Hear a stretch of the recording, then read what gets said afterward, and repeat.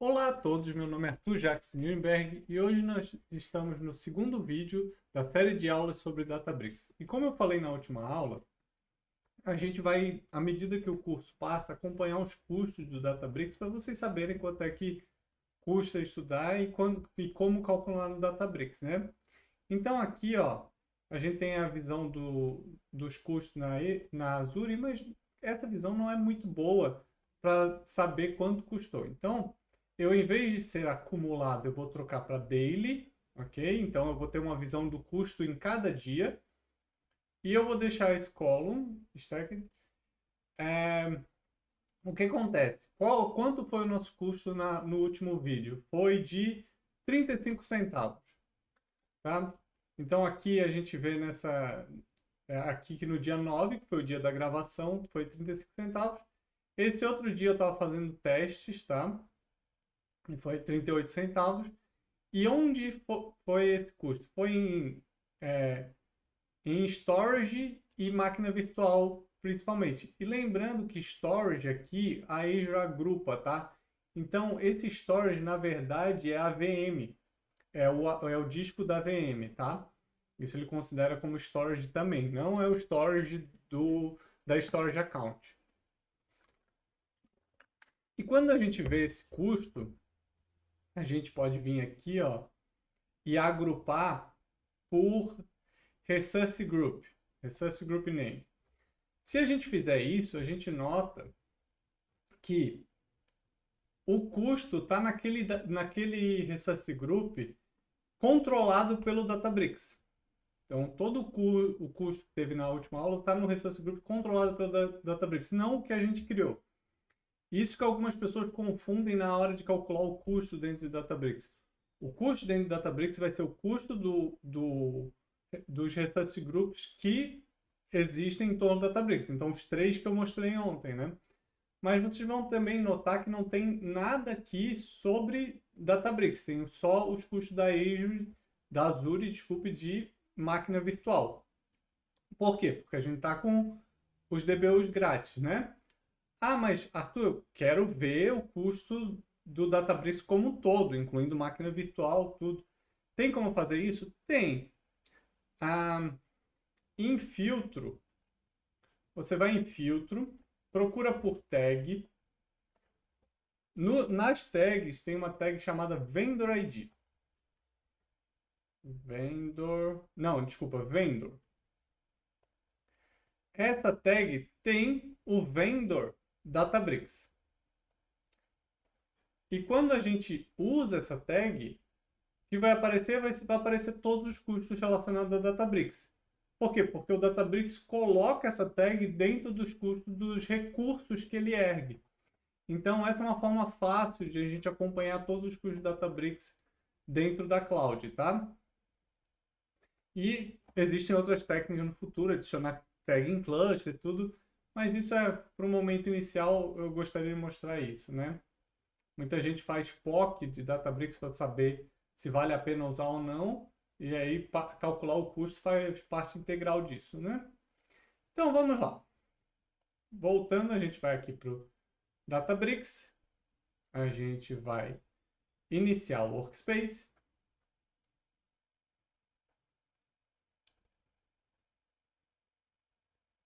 Eu não vou ligar o cluster ainda, por quê? Porque primeiro eu vou vir aqui em Workspace, Repos, e eu vou criar um repositório. E esse repositório que vai estar na descrição, que é o repositório que a gente vai usar para a aula, tá?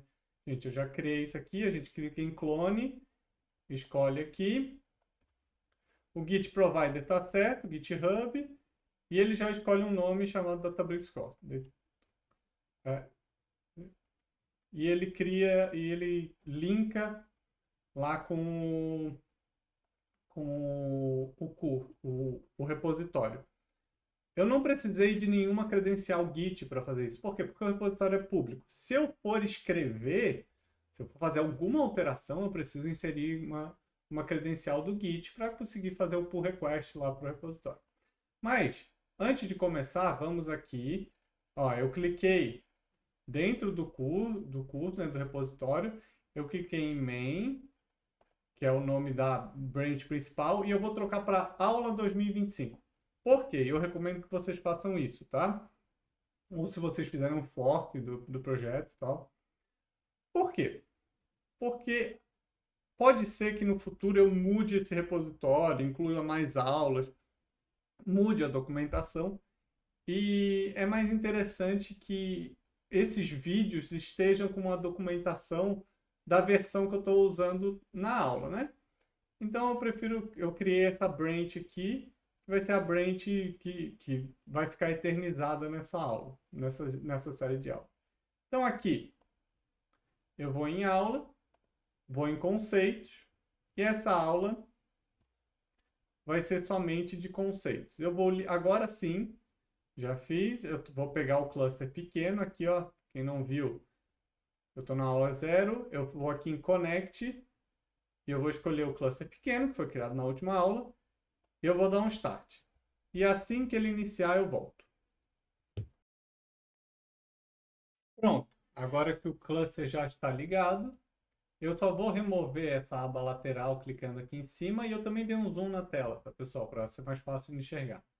Então, os conceitos básicos.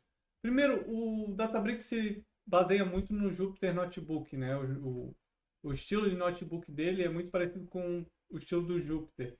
Então ele executa célula a célula, tá? E a ordem das células é a ordem que tu está executando. Então, olha só, se eu executar essa primeira célula aqui, ó, vocês vão ver que ele vai levantar um erro.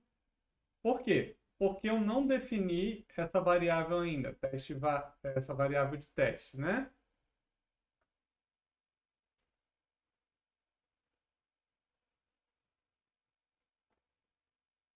Ó, falhou, demorou um pouquinho porque o cluster ainda estava iniciando, tá? Mas se eu for na segunda célula executar e depois voltar para a primeira e executar de novo, ele funciona. Por que ele funciona? Porque ele vai mantendo em memória as células que você executou. No entanto, se você clicar em Run Now, ele vai executar todas elas em ordem, tá?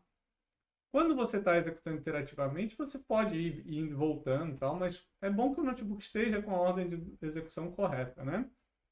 E os runtime mais recentes permitem que aqui no canto direito você veja o valor de cada variável. Então tem uma teste variável com o nome Hello World, né?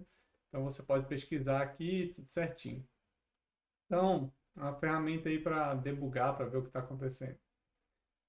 Linguagens, tá? O Databricks se baseia em Spark para o processamento de dados. Mas o processamento, a escrita do Spark, né, e o processamento de dados pode ser feito em Scala, em Python, Scala, R e SQL. Existe uma linguagem padrão do notebook configurada, as outras linguagens podem ser utilizadas usando o comando mágico %. E o nome da linguagem. Gente, não fui eu que inventei, tá? Eles chamam de comando mágico mesmo. E aqui em cima a gente vê qual é a linguagem padrão do notebook.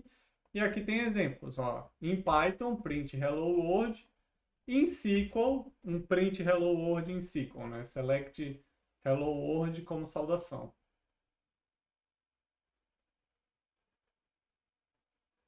E aí está. Agora, um conceito muito importante quando está lidando com o Spark é o conceito de transformações e ações. Transformações são comandos em que tu manda o dado se transformar, modificar o dado, né? Então, comando de select, filter, join, group by, union e etc. são comandos de transformação. Tu está instruindo o Spark a realizar uma transformação.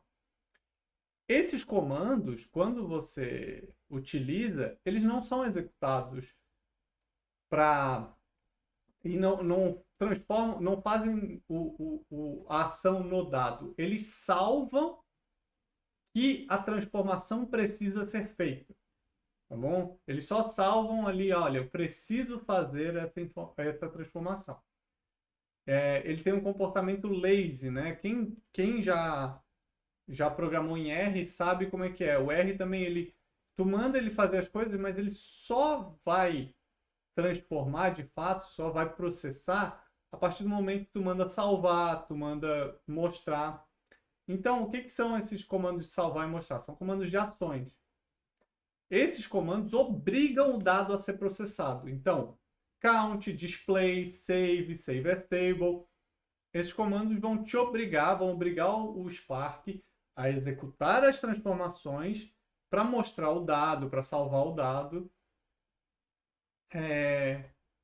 para que a execução ocorra corretamente. Gente, em muitos das aulas eu deixo uma leitura adicional, tá?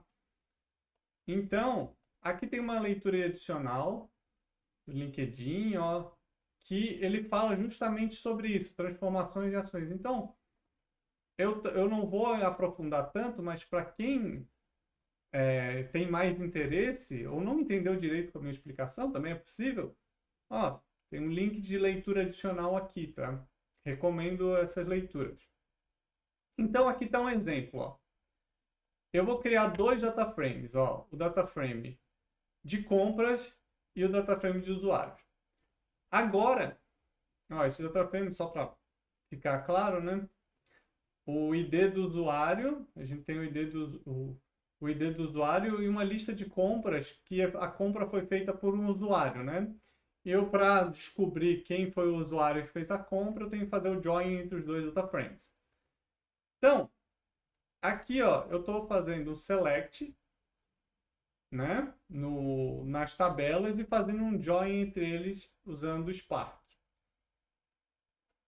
Se vocês forem ver, isso aqui, ó, ele executou muito rápido, ó, ele executa em menos de um segundo. Por que ele executa tão rápido? Primeiro porque são poucos dados, mas se vocês forem olhar aqui embaixo, ele não gerou nenhum Spark Job. Porque não há nenhuma ação aqui, ó. Eu estou dizendo def join é igual a união entre os dois data frames. Eu não vou entrar em detalhes da sintaxe ainda, a gente vai ver em aulas futuras, mas a gente pode ver aqui que eu executei um join entre duas tabelas, né? Mas nenhum dado foi processado de fato. E agora uma ação, ó. Se eu mandar ele me mostrar esse join, então eu estou dando um ponto display, ó, ele executou um Spark Job e aí sim ele está mostrando o dado para mim. Então olha aqui, ele executou o Spark Job. Agora o dado foi processado. Tá? Mesma coisa o count.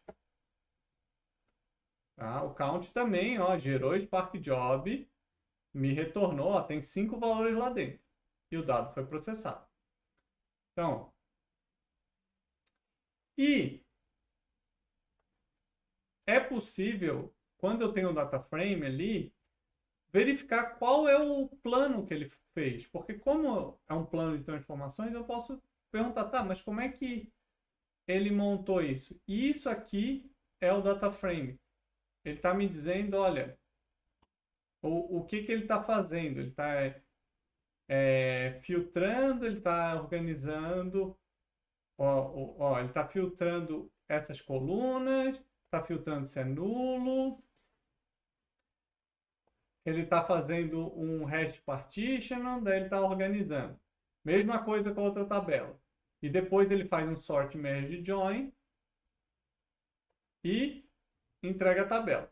Então se lê de baixo para cima, tá, gente? Então aqui está o physical plan e o initial plan do processo.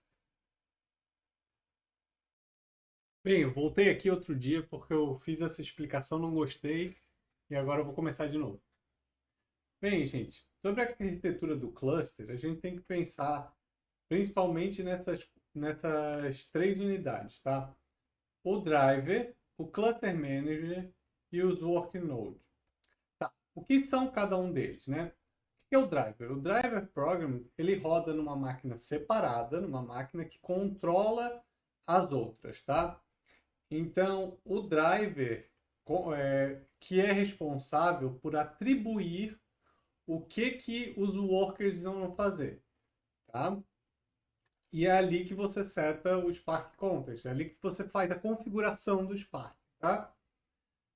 E esse Spark Context, como eu disse, é a configuração do Spark, quanto de memória, como vai ser utilizado, número de partição, tudo isso está no Spark Context, tá? O Cluster Manager existe quando tu está trabalhando com um cluster que tem mais de uma máquina, né? Porque pode ser que você esteja com um single node, daí já não é um cluster, mas se você estiver trabalhando com o Spark local, por exemplo, não tem o Cluster Manager. O que o Cluster Manager faz? Ele é responsável por alocar os recursos computacionais. Então, precisa de mais máquina, menos máquina, ele que vai fazer essa conversa com o serviço que você está utilizando para alocar mais recursos ou menos recursos, tá? Worknode. Worknode é o que vai executar de fato a computação. Então, o driver manda o que vai ser feito, ok? E o worknode que executa. Dentro dos workers, a gente tem cores. E cada um deles executa tasks. Então, ali, ó, dentro do worker, vai ter o executor, que é responsável por fazer a execução. Ali onde está task, podia estar core, se tivesse vazio, né? E é ali que vai executar a task, vai executar a tarefa. Então, é ali que o código é processado de fato. Então, o driver vai lá e diz, leia da storage account tal, ou do bucket tal, e filtre somente país Brasil. O driver vai dizer para os workers fazerem isso, tá? E quem vai alocar os recursos é o Cluster Manager. Aqui tem uma leitura adicional bem bacana explicando mais sobre isso, tá? E quando a gente tem Spark, a gente pode ter diferentes tipos de stage no Spark, tá? Então, a gente pode ter um stage que é narrow ou um stage que é wide, tá? O que é um stage que é narrow? O narrow, ele não precisa que os dados sejam reorganizados para executar a computação. Mas como assim? Vamos imaginar que você tem uma operação que seja pegar a terceira coluna e multiplicar por 3. Essa operação não precisa de nenhum rearranjo dos dados para funcionar. A outra operação é verificar se uma coluna tem um regex específico. Também não precisa de nenhuma outra informação, né? Outros tipos também que são mais raros é quando tu tem um join já com as duas tabelas particionadas da mesma forma, tá? Então, como assim? Se as duas tabelas de origem elas têm os arquivos com as chaves que vão fazer join separados da mesma forma nas duas, o que o Spark faz? Ele lê os arquivos certos por cada worker, ele não precisa reorganizar. Mas isso é raro, tá? E o que é um stage wide?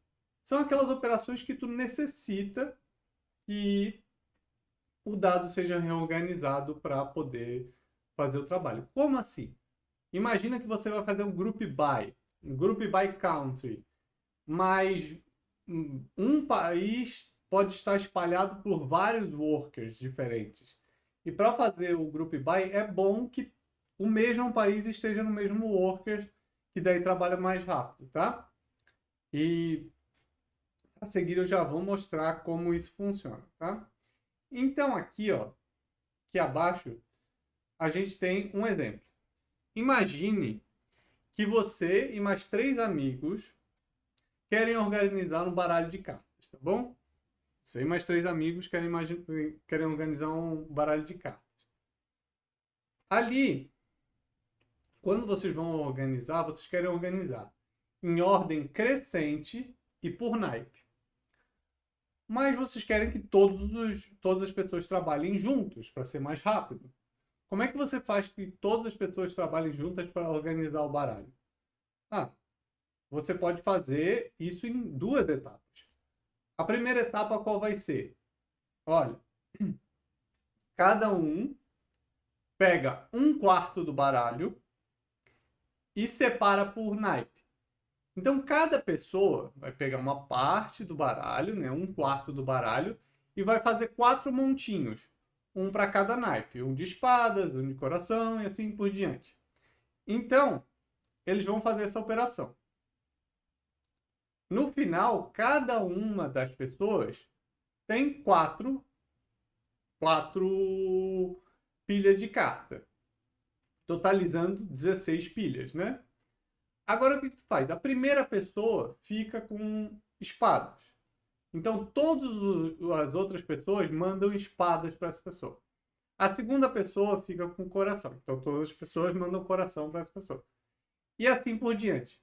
Daí, quando termina essa operação de enviar as cartas para cada pessoa, agora cada pessoa só está com um naipe. E agora eles podem organizar em ordem crescente. Veja que para fazer essa operação, precisou de algumas testes, né? algumas tarefas. E existiu ali um delimitador. Ou seja, a primeira tarefa pôde ser realizada sem reorganizar os dados. A segunda tarefa, não. A segunda tarefa precisava que os dados estivessem reorganizados para poder colocar em ordem. O nome dessa operação em que você redistribui os dados se chama shuffle, ok?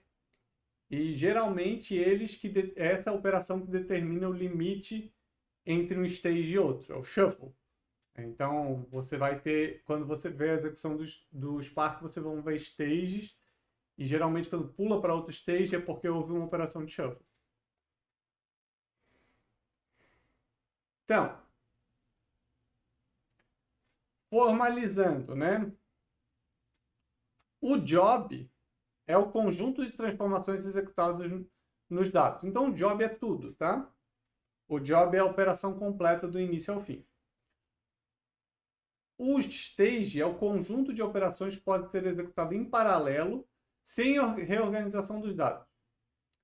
E o limite do stage vai ser quando é necessário transferir os dados de um worker para outro, ou seja, quando há shuffle, né? A task é a menor unidade de trabalho que pode ser executada por um stage.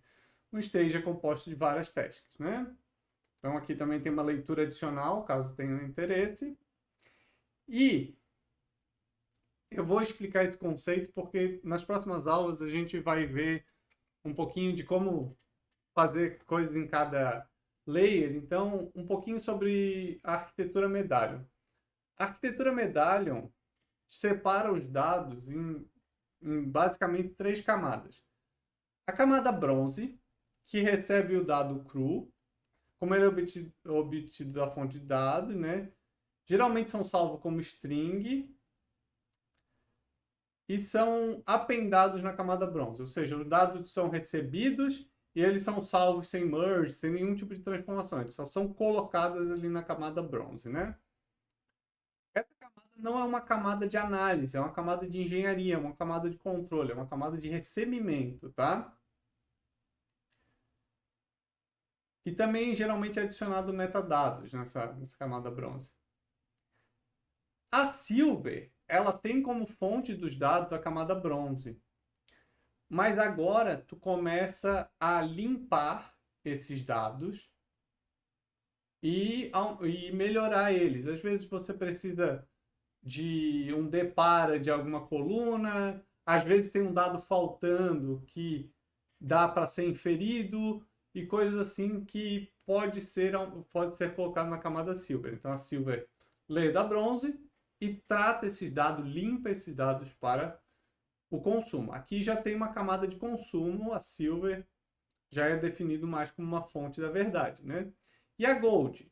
A Gold, você se alimenta da Silver, você pega dados da Silver e você agrega eles. Faz uma agregação por país, por mês ou coisa assim, e geralmente são as fontes do Power BI ou de qualquer outra fonte de BI que você tenha, né?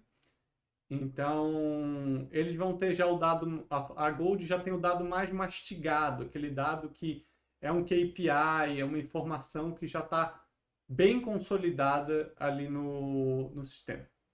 Então, era isso pela aula de hoje. Espero que tenham gostado. Se gostaram, não esqueçam de se inscrever no canal. Se tiverem qualquer dúvida, podem deixar nos comentários. E até mais.